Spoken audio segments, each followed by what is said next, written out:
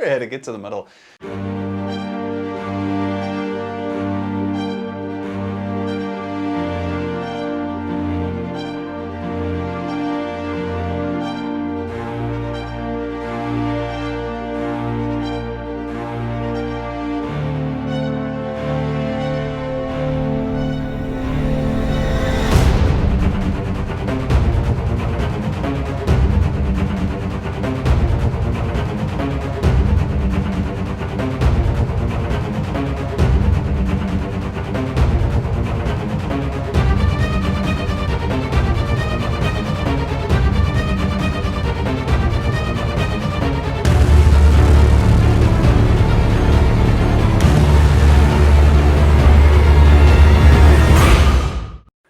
How's it guys, Houdini, and I am back, and I'm back with a green screen as promised. So even though those things behind me look really realistic, they're actually superimposed. So what are we reviewing today? As the title says, it's the Sekira 500G.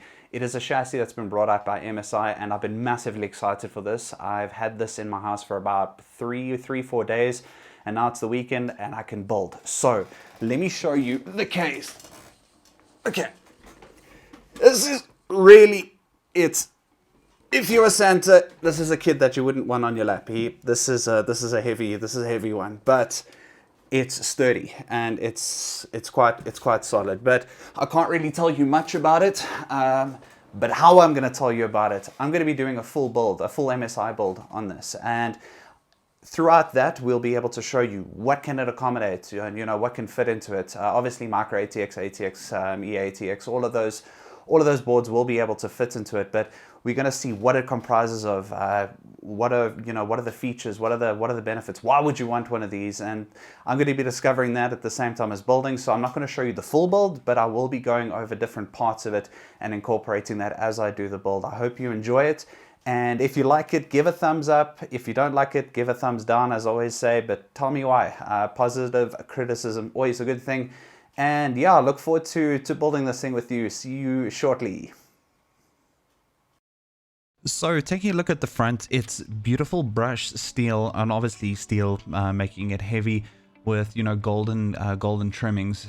When looking at from a more naked exposed view, you can see those 200mm fans, which obviously blow quite a fair bit of wind or air pressure into the chassis.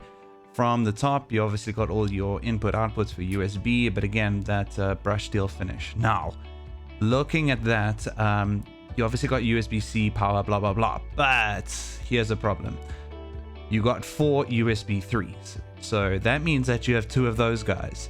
And a problem for me at least is I only had 1 of those ports. So a little bit, you know, blind moment for me, but it's just because my board didn't have them. Looking from the back, it is a beautiful finish, and you actually get a cap to, you know, cap off anything that comes from the PCI Express. So it's a good finish that I liked about the chassis. On the side, you can see there is obviously two places for SSDs, 2.5 inch, and nice cable work. Looking from the inside, there is space for 6 hard drives, and then an additional, if you want to, SSD 2.5 inch for the front. Nice and spacious, and again, you can see build quality extremely good.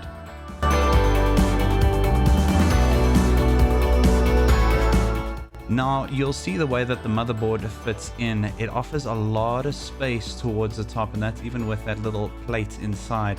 When you remove the plate and actually put in a full AIO, there's still space to work with, which I really loved.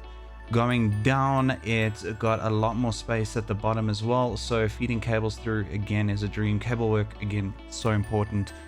It looks a little bit spaghetti-like, maybe I over-dramatized it, but you have, I mean, anyone that's built a PC knows the struggle. Now, just look at how it changes when you actually strap in those cables. Those are obviously there's straps that are part of the chassis build. Then, you know, when you move on to looking at the inside on an almost complete build, like you just in this little AIO hammock there, again, nice, spacious, and open. This is kind of before the final look of it, but you can see everything on. Again, nice open spaces, and I like a big, a big chassis. It really makes a difference when, when building, especially if you have big hands, but it's a really beautiful finish.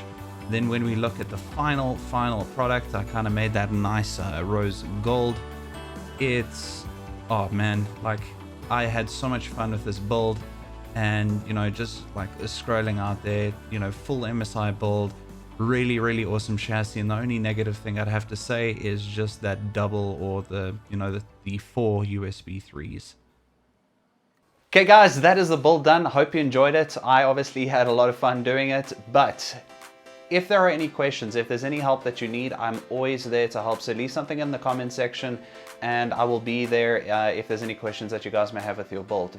So one of the secret reasons that I've done this specific build is because next time on Houdini TV, I'm going to be reviewing that. If you can't see that, it is the Firecuda 520. So that is the very reason that I've gone for the ACMG, which has got Lightning as well as the Ryzen 9 build. So we're going to be able to test out the full capabilities of this 520 on PCIe 4 and see if we can hit that 5,000. Guys, hope you enjoyed the video. If you liked it, please subscribe. Also hit the bell for notifications on any new videos that may come out, and I look forward to seeing you guys in the next video.